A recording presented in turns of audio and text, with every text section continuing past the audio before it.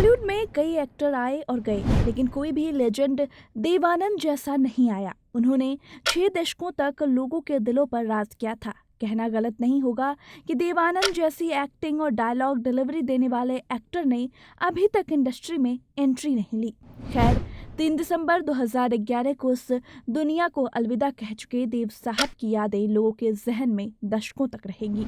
तो चलिए इसी मौके पर उनसे जुड़ा एक ऐसा किस्सा जानते हैं जब एक दौर ऐसा आया कि उनके और बॉलीवुड के शहंशाह यानी अमिताभ बच्चन के बीच दरार पैदा हो गई। पूरी दुनिया इन दो महानायकों को एक साथ सिनेमा के पर्दे पर देखने की हसरत लिए एक पीढ़ी गुजर चुकी थी, लेकिन सिनेमा तो क्या, इन्होंने शायद ही इन्हें कोई पोज देते हुए भी साथ में देखा होगा। उस जमाने के ये दोनों सुपरस्टार कभी किसी फिल्म में एक साथ नजर नहीं आए थे।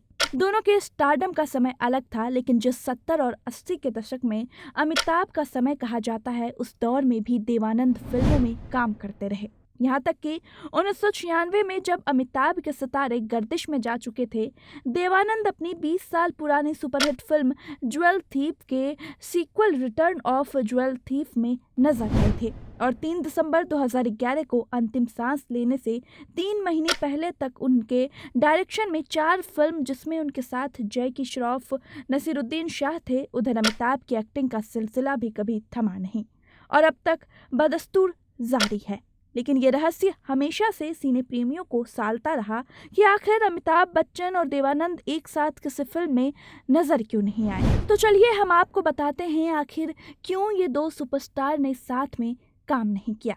ये भी कम दिलचस्प नहीं कि साल 1973 में अमिताभ बच्चन ने जिस फिल्म की ऐसी कामयाबी या स्टारडम का पहला स्वाद चखा, वो फिल्म भी देवानंद के रिजेक्ट करने के बाद ही अमिताभ के हाथ लगे थे।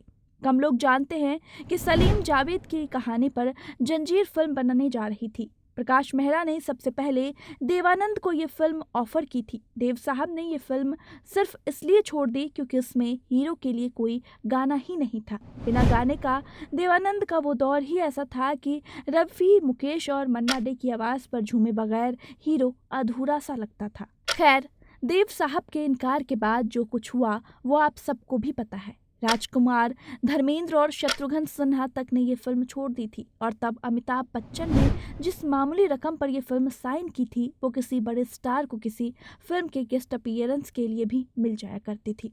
तो दोस्तों, हम आपको असली सवाल से भटकाना नहीं चाहते। जंजीर, दीवार, शोले के बाद देवानंद, धर्मेंद्र और जुबली कुमार तो क्या, राजेश खन्ना का स्टारडम भी अमिताभ के कदमों में आ गया। लेकिन यहाँ एक सियासी घटना हुई जिसने अमिताभ और देवानंद के रास्ते और रिश्ते दोनों पर असर डाला। ये तो हम सब जानते हैं कि बच्चन परिवार और गांधी परिवार के अच्छे संबंध थे। ये संबंध हरिवंश बच्चन और पंडित नेहरू के ज़माने से थे। उन दिनों इंदिरा गांधी प्रधानमंत्री थी और अमिताभ बच्चन राजीव गांधी के गहरे दोस्त थे। 1975 में इमरजेंसी की घोषणा के बाद देश में राजनीतिक हलचल तेज हुई। कांग्रेस और इंदिरा गांधी के खिलाफ आंदोलन शुरू हुए। फिल्म इंडस्ट्री को भी तरह तरह की सेंसरशिप झेलनी पड़ी थी। इससे यहाँ भी आक्रोश था और फिल्मकारों का एक धड़ा सरकार के खिलाफ आंदोलित हो रहा है। जब चुनाव का समय आया, इन्हीं दिनों देवानंद की अगुवाई में कई फिल्मी हस्तियों ने मिलकर एक राजनीतिक पार्टी बना ली थी, जिसका नाम था नेशनल पार्टी। राजकमल स्टूडियो में इसका दफ्तर बनाया गया और चुनाव लड़ने की तैयारी भी होने लगी। देवानंद तो पार्टी के अध्यक्ष थे ही, वी शांताराम, JPI, S जौहर, रमानंद सागर, शत्रुघ्न सिन्हा, हेमा मालिनी, संजीव कुमार जैसी कई फिल्मी हस्तियों ने इसे खुला समर्थन दिया। ये सब होते होते साल 1979 का मध्यावधि चुनाव भी आ गया और अमिताभ का स्टारडम बुलंदियां छूने लगा था। लेकिन गांधी परिवार के करीबी होने के चलते उन्होंने किसी भी सरकार विरोधी मुहिम से खुद को दूर कर लिया था। लेकिन यही आलोचना 78 साल बाद 1986 में अमिताभ के खिलाफ नारेबाजी और यहाँ तक कि हाथापाई में बदल गई। और यहाँ भी देवानंद आगे और सबसे मुखर थे। हुआ ये कि जुलाई 1986 में राजीव गांधी सरकार ने फिल्मों पर लगने वाले टैक्स में अचानक इजाफा कर दिया।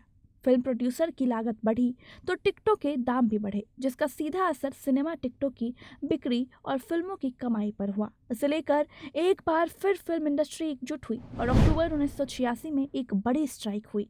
उन दिनों अमिताभ बच्चन और सुनील दत्त कांग्रेस के सांसद थे। सरकार ने करों में थोड़ी नरमी दे दी और इन्हीं दोनों को फिल्मकारों से बातचीत के लिए आगे किया। कहते हैं कि जब अमिताभ बच्चन सरकार का पक्ष लेकर विरोधी फिल्मकारों के बीच पहुंचे और कहा कि टैक्स में थोड़ी बजट में कम कर दिया जाएगा, इस पर देवानंद भड़क गए और उन्होंने अमिताभ के खिलाफ नारेबाजी शुरू कर दी।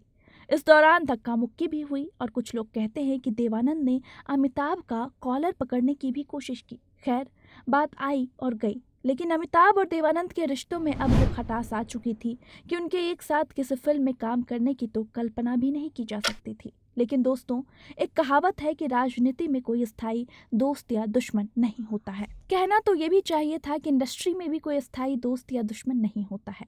हुआ भी ऐसा ही। लेकिन थोड़ी देर से साल 1991 में देवानंद ने एक फिल्म शुरू की, पुराना पापी। इसमें उन्होंने अमिताभ बच्चन को लिया और खुद डायरेक्शन के साथ ही इसमें एक्टिंग भी करने वाले थे। इस फिल्म में देवानंद के अगेंस्ट हेमा मालिनी और अमिताभ के अगेंस्ट मीनाक्षी शेषाद्री को कास्ट कर लिया गया था। दोनों ही लेजेंड्स के फैंस की वर्षों की चाहत पूरी होती दिख रही थी, लेकिन किसी इंजरी के चलते अमिताभ को शूटिंग की कई डेट्स टालनी पड़ी और वो फिल्म को समय नहीं दे पाए। सच्चाई जो भी हो, लेकिन उसके बाद देवानंद ने फिल्म को ठंडे बस्ते में डाल दिया और शायद दोनों के रिश्ते भी एक बार फिर पुराने ठंडे दौर में चले गए। वैसे समय की सबसे बड़ी खूबी यही होती है कि आखिरी पड़ाव पर जब देवानंद अपनी जीवनी लिख रहे थे तो किताब के इनॉग्रेशन के लिए भी उनके पास अनेक सेलिब्रिटीज़ थे, लेकिन देव साहब की माने तो उन्होंने इसके लिए अमिताभ से गुजारिश की और समय मांगा और वो इसके लिए राज़ी हो गए। फिर दुनिया के सामने ये खुशनुमा तस्वीर सामने आई, जो एक फिल्म की गैर मौजूदगी तो नहीं भर सकती, लेकिन इन दो महानायकों के प्रशंसकों को थोड़ा बहुत सुकून ज़रूर मिला होगा। बता दें, पंजाब के गुरदासपुर जिले में जन्मे देवानंद का 6 दशक लंबा करियर रहा। उन्होंने guide, taxi driver, jewel thief और सीआईडी जैसे फिल्मों में काम किया। देवानंद को 2002 में दादा साहेब फाल्के पुरस्कार से सम्मानित किया गया था। 1975 के कुख्यात राष्ट्रीय आपातकाल के वक्त उस वक्त की प्रधानमंत्री इंदिरा गांधी के खिलाफ फिल्मी हस्तियों के एक ग्रुप का नेतृत्व किया था। इस एक्टर, डायरेक्टर, निर्माता ने अंतिम समय तक काम किया। उनकी आखिरी फिल्म चार्जशीट 2011 में उनके निधन से कुछ महीने पहले रिलीज हुई थी। वो अपनी हिट फिल्म हरे राम हरे कृष्णा के नेक्स्ट सीक्वल की भी तैयारी कर रहे थे, लेकिन लंदन में कार्डियक अरेस्ट के चलते उनका निधन हो गया और देवानंद आज भी हमारे यादों, गानों, फिल्मी डायलॉग्स में याद हैं। तो आपको कैसा लगा ये वीडियो, हमें कमेंट करके ज़रूर बताइएगा और बाकी कैसे और भी बॉलीवुड के खबरों के लिए देखते रहे TNP एक्सप्लोर के वीडियोज़।